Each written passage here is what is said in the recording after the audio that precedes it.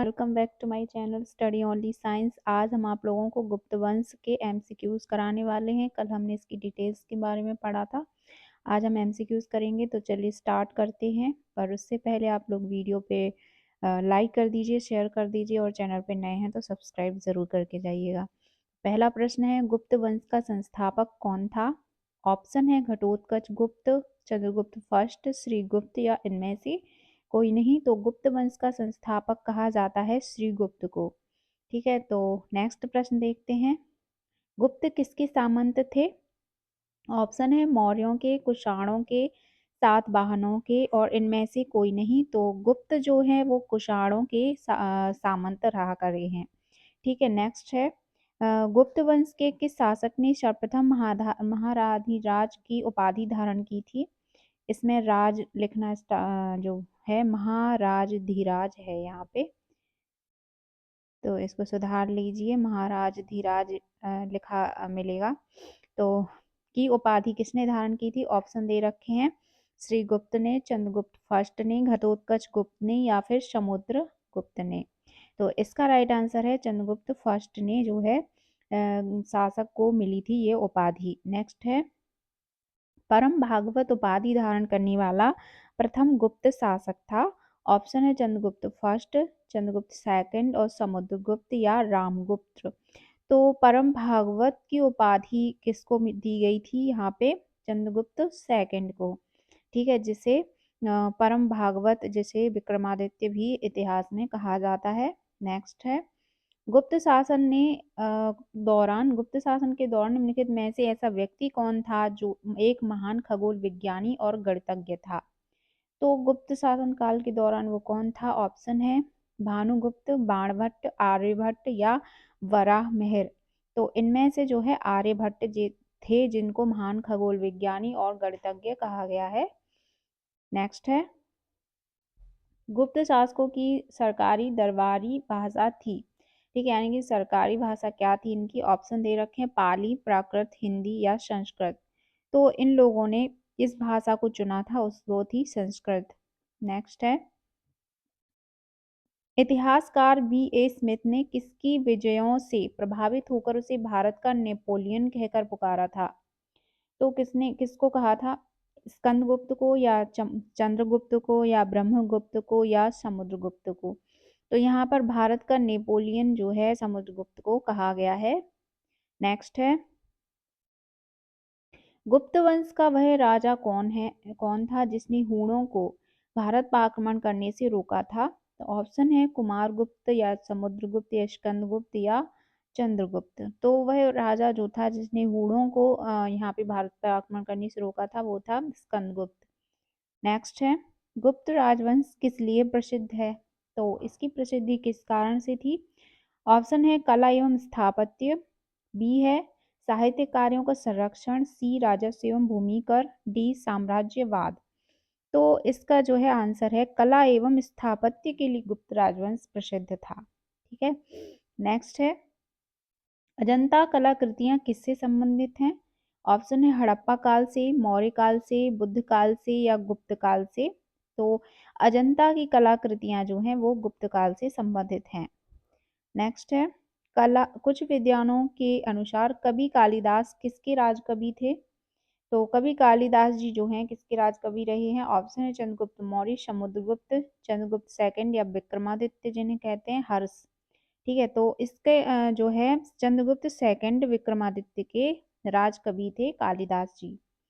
Next है, अजंता चित्रकारी का विषय वस्तु निम्नलिखित में से किससे संबंधित है? तो ऑप्शन दे रखे हैं जैन धर्म, बौद्ध धर्म, वैष्णव मत और शैव मत। तो अजंता चित्रकारी में जो विषय वस्तु मिलती है वो है बौद्ध धर्म से संबंधित। नेक्स्ट है, उत्तर गुप्त युग में जो विश्वविद्यालय प्रसिद्ध हुआ था वह था कौन सा? कांची, तक्षशिला या फिर नालंदा या वल्लभी। तो उत्तर गुप्त युग में जो है नालंदा विश्वविद्यालय प्रसिद्ध हुआ था। नेक्स्ट है, ऐरण अभिलेख का संबंध किस शासक से है? ब्रह्मगुप्त, समुद्रगुप्त फर्स्ट, चंद्रगुप्त सेकंड और भानुगुप्त। तो यहाँ पे एरन अभिलेख का संबंध जो है ये भानुगुप्त शासक से संबंधित है। ठीक है, नेक्स्ट है फाहियान किसके शासनकाल में भारत आया था? तो फाहियान जो है किसके शासनकाल में आया था? चंद्रगुप्त फर्स्ट के या अशोक के या हर्षवर्धन के या चंद्रगुप्त सेकंड के? तो फाहियान से रिलेटेड काफी सारे प्रश्न मिलते हैं और ये प्रश्न भी वेरी इंपॉर्टेंट है। तो इसका आंसर हो जाएगा चंद्रगुप्त सेकंड के समय में फाहियान भारत आया था। नेक्स्ट है भारतीय संस्कृति का स्वर्ण युग यानी कि गोल्डन युग था कौन सा? मौर्य काल, राजपूत काल, चोल काल या गुप्त काल? तो गुप्त काल को ही स्वर्ण युग कहा गया है भारतीय संस्कृति का। तो डी ऑप्शन राइट हो जाएगा। नेक्स्ट है फाहियान कहाँ का निवासी था? तो ऑप्शन दे रखे हैं भूटान, अमेरिका, चीन या बर्मा। तो फाहियान जो है ये था चीन का निवासी। ठीक है, चाइना से आया था। नेक्स्ट है सेतुबंध का रचनाकार प्रवरसेन सेकंड किस वंश का शासक था? तो सेतुबंध का रचनाकार कौन था? शक शासक का या कण्व का, वाकाटक या शातवाहन का? तो इसका जो सेतुबंध का रचनाकार प्रवरसेन जिसका नाम था ये था वाकाटक वंश का शासक था। ठीक है, नेक्स्ट है स्कंदगुप्त को किस स्तंभ लेख में सक्रोपम कहा गया है? तो ऑप्शन है कहोम स्तंभ लेख, जूनागढ़ अभिलेख, प्रयाग प्रशस्ति या मंदसौर लेख। तो स्कंदगुप्त को शकरोपम जो है किस स्तंभ अभिलेख में कहा गया है? उसका नाम है कहोम स्तंभ लेख। नेक्स्ट है किस गुप्तकालीन शासक को कविराज कहा गया है? तो किस गुप्तकालीन शासक को कविराज कहा गया है? ये बहुत बार पूछा जाता है एग्जाम में। तो इसके ऑप्शन देख लीजिए श्रीगुप्त, चंद्रगुप्त सेकंड या समुद्रगुप्त या स्कंदगुप्त। तो इसका राइट आंसर क्या है? सी, समुद्रगुप्त को कविराज कहा जाता है। नेक्स्ट है श्रीलंका के राजा मेघवर्मन ने किस स्थान पर भगवान बुद्ध का मंदिर बनवाने के लिए समुद्रगुप्त से अनुमति मांगी थी? ऑप्शन दे रखे हैं प्रयाग, बोधगया, कुशीनगर या अमरावती।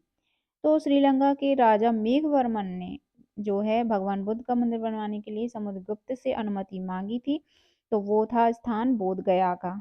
ठीक है, यहाँ पे नेक्स्ट है मंदिर निर्माण कला का सर्वप्रथम कब हुआ है? मंदिर निर्माण कला का सर्वप्रथम निर्माण जो है कब हुआ है, किस काल में हुआ, ये पूछा गया। तो ऑप्शन है मौर्य काल में, गुप्त काल में, कुषाण काल में या सैंधव काल में।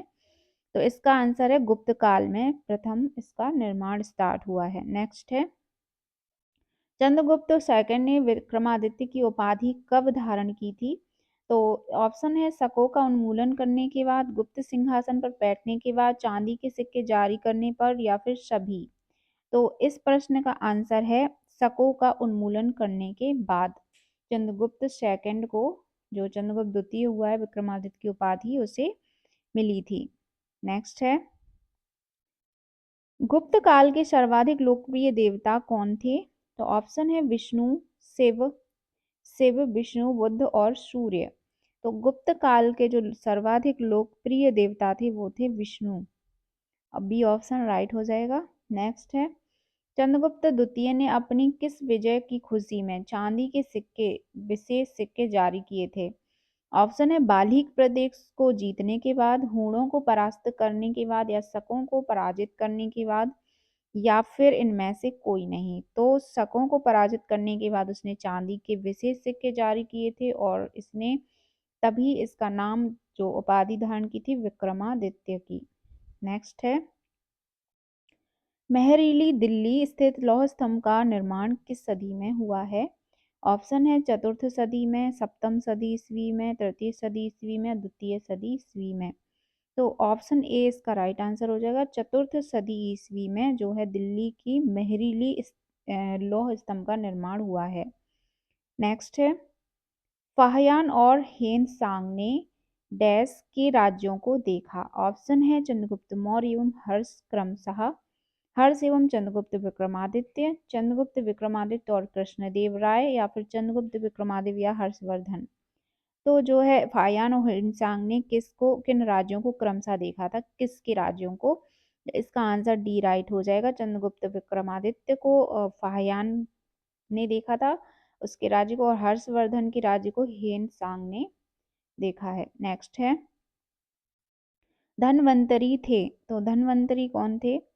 चंद्रगुप्त मौर्य के विख्यात जनरल, चंद्रगुप्त विक्रमादित्य के राज दरबार के नवरल में से एक, जो कि प्रसिद्ध चिकित्सक थे, हर्ष के समय के एक प्रसिद्ध नाटककार, या फिर अशोक के राज दरबार में संगीतज्ञ।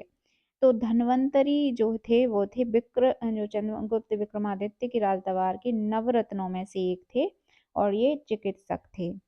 नेक्स्ट है गुप्तकालीन शासन प्रणाली किस प्रकार की थी? ऑप्शन है राजतंत्रात्मक, लोकतंत्रात्मक, गणतंत्रात्मक, या इनमें से कोई नहीं। तो गुप्तकालीन शासन प्रणाली राजतंत्रात्मक थी। नेक्स्ट है फाहियान द्वारा रचित ग्रंथ फोक वो की में निम्न में से किसका विवरण नहीं मिलता है? ऑप्शन है बौद्ध धर्म के सिद्धांतों का, बौद्ध राज्यों का, या गौतम बुद्ध के उपदेशों का, या बुद्ध मंदिरों, स्तूपों एवं विहारों का। तो इसका आंसर है बौद्ध धर्म के सिद्धांतों का वर्णन नहीं मिलता है, जो फाहियान द्वारा रचित ग्रंथ है फो कुओफ की नाम का। नेक्स्ट है गुप्त स्थापत्य कला का सर्वोत्कृष्ट मंदिर निम्न में से कौन है? ऑप्शन है भीतरगांव का मंदिर, देवगढ़ का दशावतार मंदिर, भूमरा का शिव मंदिर, तिगवा का विष्णु मंदिर। तो गुप्त स्थापित कला का सर्वोत्कृष्ट मंदिर यदि है तो वो है देवगढ़ का दशावतार मंदिर। नेक्स्ट है अजंता की गुफाओं में किन गुफाओं का निर्माण गुप्त काल में हुआ है? तो अजंता की गुफाओं में किन गुफाओं का निर्माण जो है गुप्त काल में हुआ है? तो ऑप्शन है 14, 15 एवं 16, 2, 3 एवं 4, 16, 17 एवं 19, या सभी गुफाओं का। तो इसमें जो अंकन किया गया है उसका ऑप्शन सी राइट हो जाएगा। 16, 17 एवं 19 हैं जिन गुफाओं का निर्माण गुप्त काल में हुआ है।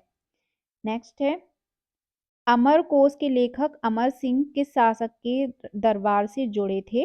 तो अमरकोश के लेखक जो है, अमरकोश नाम की पुस्तक के लेखक किस शासक के दरबार से जुड़े थे? ऑप्शन है समुद्रगुप्त, चंद्रगुप्त फर्स्ट, या स्कंदगुप्त, या चंद्रगुप्त सेकंड। तो इसका आंसर हो जाएगा चंद्रगुप्त द्वितीय के शासक के दरबार में से जुड़े थे ये अमरकोश के लेखक। नेक्स्ट है गुप्त संवत 319 से 320 को प्रारंभ करने का श्रेय किसे दिया जाता है? ऑप्शन है चंद्रगुप्त प्रथम को, चंद्रगुप्त द्वितीय, समुद्रगुप्त, या स्कंदगुप्त। तो देखिए इसका श्रेय दिया जाता है चंद्रगुप्त प्रथम को, जिसने गुप्त संवत का आरंभ किया था। नेक्स्ट है चंद्रगुप्त ने एक गुप्त संवत का प्रारंभ किस उपलक्ष्य में किया? तो चंद्रगुप्त ने जो है गुप्त संवत का प्रारंभ किस उपलक्ष्य में किया था? ऑप्शन देख लेते हैं। अपने राज्यारोहण के स्मारक के रूप में, या शकों के उन्मूलन के उपलक्ष्य में, हूणों को परास्त करने के उपलक्ष्य में, इनमें से कोई नहीं। तो इसने जो है गुप्त संवत किस वजह से प्रारंभ किया था? उसका आंसर है अपने राज्यारोहण के स्मारक के रूप में। ठीक है, स्वयं के राज्यारोहण के स्मारक के रूप में गुप्त संवत प्रारंभ किया था। नेक्स्ट है प्रयाग प्रशस्ति अभिलेख का लेखक हरिसेन किस शासक का दरबारी कवि था? ऑप्शन है समुद्रगुप्त का, या अशोक का, या कनिष्क का, या चंद्रगुप्त द्वितीय का। तो इसका आंसर है समुद्रगुप्त का दरबारी कवि था। ठीक है, प्रयाग प्रशस्ति अभिलेख जिसने लिखा है, और लेखक का नाम है हरिसेन। नेक्स्ट है गुप्त काल को प्राचीन भारत का क्लासिकल युग क्यों कहा जाता है? क्योंकि ऑप्शन है व्यापार में अभूतपूर्व प्रगति के कारण, कला एवं साहित्य के क्षेत्र के अपने चरमोत्कर्ष पर पहुंचने के कारण, प्रचुर मात्रा में स्वर्ण सिक्के चलाए जाने के कारण, या उपर्युक्त सभी के कारण।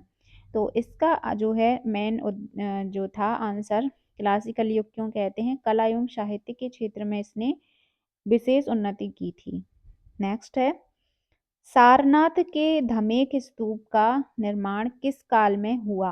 तो सारनाथ में जो धमेक स्तूप है उसका निर्माण किस काल में हुआ है? ऑप्शन है मौर्य, कुषाण, शुंग, या गुप्त।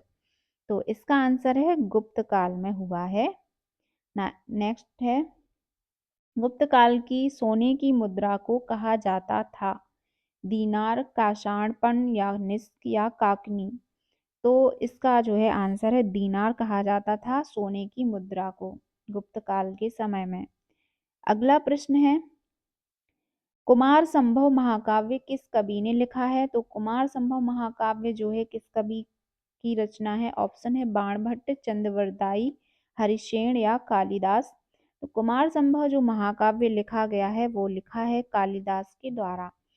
तो ये कालिदास का महाकाव्य है कुमार संभव।